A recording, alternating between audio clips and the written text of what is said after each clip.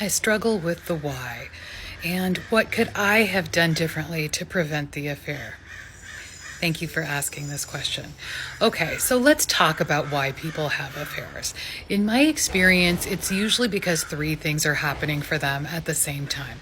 The first is that they're not feeling good. They could be depressed, they could be anxious, they could be having some grief, they could have PTSD, it could be any number of things. They're not feeling good.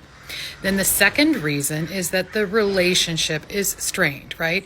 It could be, again, for a variety of reasons that things are strained. Maybe you're working out of town, or maybe you guys have been fighting a lot lately for, money reasons. It could be a variety of things. And then the third factor is that there's some kind of trauma or trigger that kicks things off, right? So maybe it's the loss of a job, or a business is failing, or a kiddo is sick, or someone has died. It could be any number of things. So when those three things happen at the same time, I think of that as the affair Bermuda Triangle. And people are in so much pain at that point that they'll do almost anything to get out of that pain.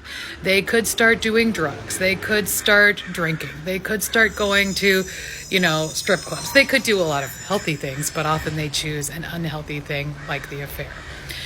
So if that is the case for your partner, there's nothing that you could have done to help them with that you probably weren't already doing.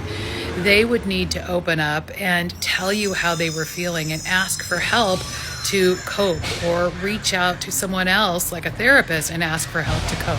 They would have had to have the insight that they were on this very unhealthy track and they were about to do something that was very harmful to themselves and you. So there was nothing you could have done to, mitigate that. It's up to them to take those steps.